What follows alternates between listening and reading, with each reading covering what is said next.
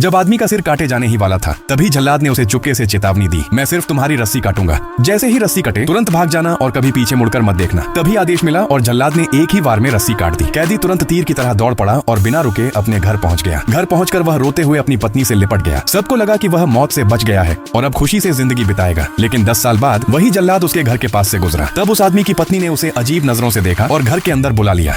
जैसे ही जल्लाद ने चाय का कप उठाया उसने देखा कि वही आदमी उसके सामने खड़ा है जिसे उसने 10 साल पहले मौत की सजा दी थी। वह आदमी बोला, आपका धन्यवाद, आपने उस दिन मेरी जान बचाने की कोशिश की थी। ये सुनकर उसकी पत्नी हैरान रह गई। तब जल्लाद उसे एक तरफ ले गया और कहा, यह आदमी तो 10 साल पहले ही मर चुका था। जैसे ही यह बात कही गई उस आदमी की गर्दन से अचानक खून बहने लगा और अगले ही पल वह जमीन पर गिरकर मर गया। उसकी पत्नी भी उसी क्षण राख बनकर बिखर गई। इतना ही नहीं, उनका पूरा घर भी रहस्यमय तरीके से गायब हो गया। तब जल्लाद को समझ आया कि वह एक मायावी भ्रम में फंस गया था। असल में 10 साल पहले उसने दया दिखाते हुए नियम तोड़ दिया था। उसने तय समय के बाद सजा दी थी और कैदी को भाग जाने के लिए भी कहा था। इसी वजह से उस आदमी की आत्मा दुनिया में भटकती रह गई थी। सच्चाई जानने के बाद जल्लाद की हालत भी खराब हो गई और थोड़े ही समय में उसकी मौत हो गई। उसके बाद उसका शिष्य उसकी जगह जल्लाद बन गया। कुछ समय बाद उसके सामने एक बेहद रहस्यमय मामला आया। एक महिला कैदी लाई गई जिसके चेहरे पर अजीब धार्मिक मंत्र खुदे हुए थे। उसे देखकर ऐसा लगता था मानो कोई दानवी शक्ति उसके भीतर हो। यहाँ तक कि अनुभवी न्यायाधीश भी उसे देखकर डर गए और कांपते हुए उसके लिए मृत्युदंड का आदेश दे दिया। आदेश मिलते ही नए जल्लाद ने शराब की एक बोतल खोली और उसकी कुछ बूंदें अपनी तलवार पर छिड़क दी। वह सजा देने की तैयारी कर ही रहा था कि महिला कैदी ने अचानक सिर घुमाकर उसकी ओर देखा। उसकी डरावनी मुस्कान देखकर जल्लाद के मन में भी भय पैदा हो गया। इससे पहले कि वह कुछ समझ पाता, महिला ने अपनी लोहे की जंजीरें तोड़ दी। यह देखकर जल्लाद ने बिना देर किए उसका सामना किया। उसके 2 सहायकों की मदद से बड़ी मुश्किल से उस महिला को काबू में किया गया। सबको लगा कि मामला यहीं खत्म हो जाएगा, लेकिन तभी महिला ने अपने मुंह से एक छिपा हुआ हथियार निकालकर हमला कर दिया। जल्लाद हमले से तो बच गया, लेकिन उसके चेहरे पर चोट लग गई। उसी दौरान उसने एक महत्वपूर्ण बात नोटिस की,